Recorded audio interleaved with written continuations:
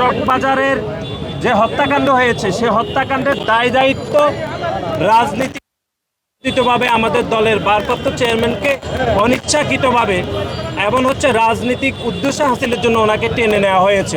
জামাতের কিছু কিছু নেতাকর্মীরা আমাদের দলের ভারপ্রাপ্ত চেয়ারম্যানের প্রতি ঈর্ষান্বিত হয়ে তারা বিভিন্ন প্রপাগান্ডা করছে এবং বাংলাদেশের সাধারণ শিক্ষার্থীদেরকে তারা বিভ্রান্ত করে বিভিন্ন স্লোগান দিচ্ছে। অভিভাবককে নিতে হয়নি, কিন্তু আমরা দেখেছি চকবাজারের যে হত্যাকাণ্ড হয়েছে সে হত্যাকাণ্ডের দায় দায়িত্ব রাজনীতিভাবে আমাদের দলের ভারপ্রাপ্ত চেয়ারম্যানকে অনিচ্ছাকৃতভাবে এমন রাজনৈতিক উদ্দেশ্য হাসিলের জন্য ওনাকে টেনে নেওয়া হয়েছে।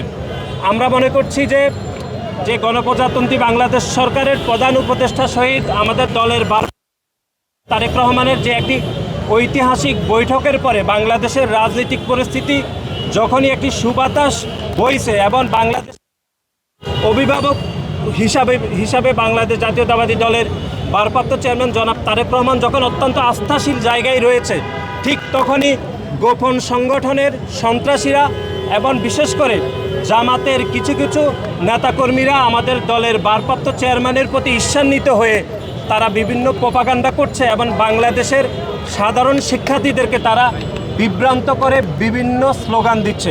এক্সট্রিম মশার কয়েল প্ল্যান্ট ফাইবার দিয়ে তৈরি, তাই সহজে ভাঙে না, সুগন্ধিযুক্ত ও নিরবিচ্ছিন্নভাবে জ্বলে। ডেঙ্গু, চিকুনগুনিয়া বাহি সহ যে কোনো মশার বিরুদ্ধে দেয় এক্সট্রিম সুরক্ষা। আমরা মনে করছি যে খুলনার ঘটনা নিয়ে তো সাধারণ শিক্ষার্থীরা কোনো স্লোগান দেয়নি, কুমিল্লার হত্যাকাণ্ড নিয়ে তো কোনো স্লোগান দেয়নি। আমরা সাতপুরে যেরকম একদম নৃশংস ঘটনা ঘটেছে, ইমামকে কুপিয়ে হত্যার চেষ্টা করা হয়েছিল, সেখানেও তো কথিত সাধারণ শিক্ষার্থীরা কোনো ধরনের স্লোগান দেয়নি। সুতরাং চকবাজারের ঘটনায় স্লোগান দেওয়ার উদ্দেশ্যই হলো রাজনৈতিক উদ্দেশ্য হাসিল, এবং এটি গোপন সংগঠনের নেতাকর্মীরা বাংলাদেশের সাধারণ শিক্ষার্থীদেরকে মত তৈরি অপচেষ্টা করছে।